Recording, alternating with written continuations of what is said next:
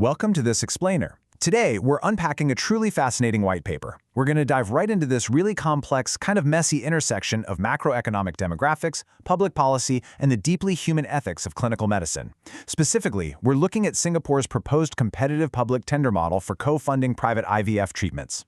It's basically a real-world case study in how a government might try to use market forces to fix a massive healthcare bottleneck, all while trying to protect emotionally vulnerable patients from a highly commercialized medical industry. There is a ton of incredible data to unpack here, so let's just get right into it. Here's a quick look at our roadmap for today. We'll start with Singapore's historic demographic crisis, look at co-funding private IVF treatment, discuss the threat of IVF add-ons, grade the medical evidence, and finally look at safeguarding patients and public funds. Section 1. Singapore's historic demographic crisis. Okay, let's start by looking at the sheer scale of the challenge that's fundamentally driving this entire policy discussion. 0.87. This number right here is what the government is calling a literal existential challenge. In 2025, Singapore's total fertility rate absolutely plummeted to an unprecedented historic low of just 0.87 births per woman. Now, to put that into perspective, a population needs a replacement level of about 2.1 just to remain stable. At 0.87, Singapore's citizen population is on track to physically shrink by the early 2040s. I mean, just let the gravity of that sink in for a second. An entire nation physically shrinking. The government has, already rolled out this massive suite of pro-natalist measures, things like baby bonus cash gifts and medical grants, but this severe drop has forced them to take a much closer look at how assisted reproductive technology, specifically IVF, is funded and accessed. Because right now, the system is facing a massive bottleneck.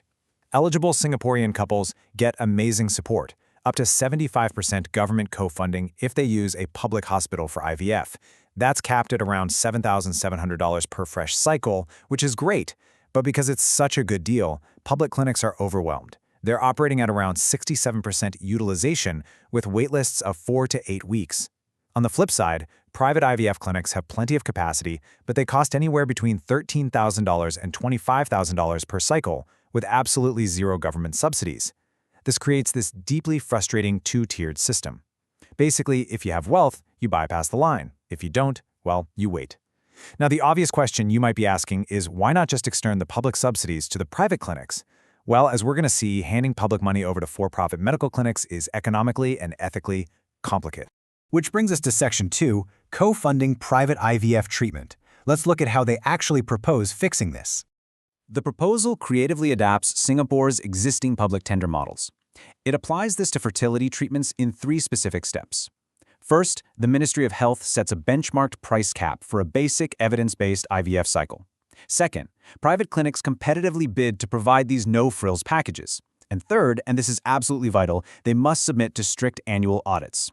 By setting a quota and a price ceiling, the government prevents a nightmare scenario they saw play out in Australia, where uncapped subsidies just caused private clinics to massively inflate their fees. They basically absorbed the government subsidy into their own profit margins rather than actually passing the savings on to the patient. So, the crucial point here is that the lowest bid doesn't just automatically win. To keep their co-funding accreditation, a private clinic's audited live birth rates actually have to equal or exceed the benchmark set by public hospitals, adjusted for patient age.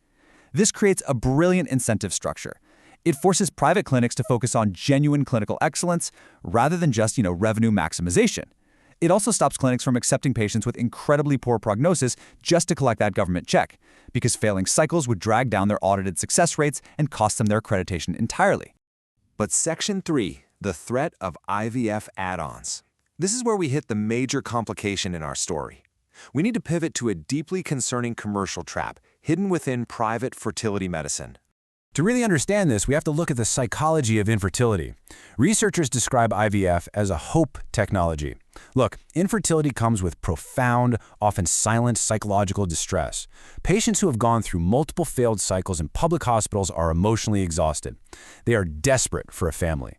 And that intense, fragile hope makes them incredibly vulnerable to commercial providers who market expensive, ancillary procedures, so-called add-ons, that promise to boost their chances of having a baby, even when those treatments are completely unproven. When you're emotionally drained, it is incredibly hard to look a doctor in the eye and say no when they're offering you one more roll of the dice. The scale of this issue is just staggering. Data shows that over 70% of IVF patients end up paying for at least one add-on procedure. And here's the paradox that policymakers are absolutely terrified of. If the government starts subsidizing the basic IVF cycle at a private clinic, patients suddenly have thousands of dollars in freed-up disposable income. The perverse outcome here is that public subsidies might not actually make IVF more affordable overall. They might just give desperate patients more cash to be aggressively upsold on expensive, scientifically dubious add-ons, draining their household finances with zero improvement in actual birth rates. This quote from Dr. Fergus Macbeth, he's the chair of the NICE Fertility Guideline Committee, it perfectly captures the ethical dilemma. He says, people going through fertility treatment are often willing to try anything. This makes them vulnerable to being offered treatments that sound promising but haven't been properly tested. There is a profound information asymmetry happening here. Clinics present these add-ons as cutting-edge innovations, while very quietly downplaying the fact that their efficacy is totally unproven. The patient, sitting there in a highly vulnerable state, across from an authority figure in a white coat, simply doesn't have the scientific background to challenge the sales pitch. Section 4. Grading the medical evidence. Which means, if the government is actually going to fund this, we need an objective way to separate real, evidence-based medicine from what is effectively expensive snake oil. Thankfully, we do have rigorous frameworks to evaluate these claims. The UK's Human Fertilisation and Embryology Authority, the HFEA, uses this really strict traffic light system. It rates add-ons from green to red based on clinical evidence. We also have this landmark 2026 systematic review published in The Lancet. And guys, this study was incredibly revealing and, quite frankly, shocking. They started with 157 trials on IVF add-ons, but they had to throw out 72 of them due to untrustworthiness and possible data fabrication. Actually, let me repeat that. 72 trials thrown out. That alone highlights the commercially motivated research misconduct in this field. When they analyzed the remaining 85 trustworthy trials, the conclusion was stark. Most of these add-ons do absolutely nothing to benefit patients. Let's look at the data. Take time-lapse imaging, for example. This is the continuous digital monitoring of embryos in an incubator. It costs a fortune, but a massive 2024 trial showed it had zero impact on live birth rates. The HFEA gives it a black rating. Then you have PGTA, a genetic screening test for embryos that adds thousands of dollars to the bill. It's rated red for the general population because not only does it lack approval benefit for live births, but inaccurate results can actually lead to discarding perfectly healthy embryos. How about ERA testing? It checks the receptivity of the uterine lining via biopsy, also rated red.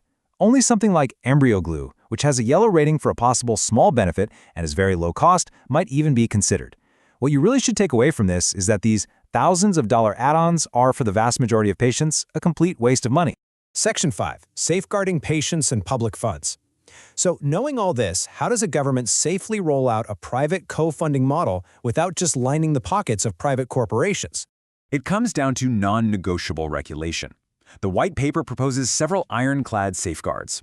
First, explicitly ban all unproven add-ons from the co-funded packages. A no-frills cycle must literally mean no frills. Second, any add-on rated red by the HFEA must be legally restricted to unpaid research settings.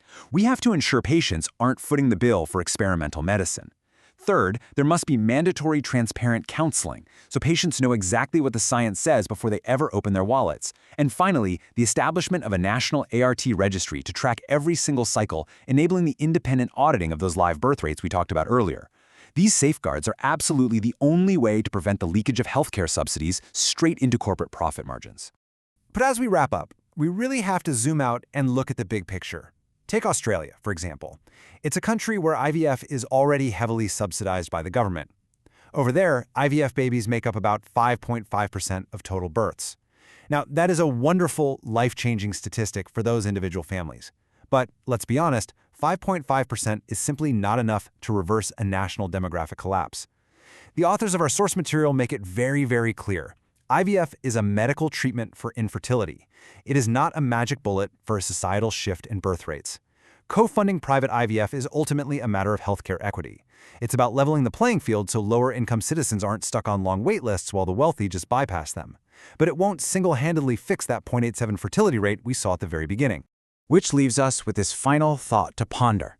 As governments all around the world start to panic over shrinking populations, they are increasingly going to turn to medical subsidies as a quick fix. But we have to ask ourselves, can financial subsidies truly fix a complex demographic crisis? Or do they merely serve to make fertility access more equitable for those already struggling? It's a profound policy question, and one that Singapore is having to tackle head-on. Thank you so much for joining me for this explainer. I hope you found this breakdown as fascinating as I did. Keep questioning the data, and I'll see you next time.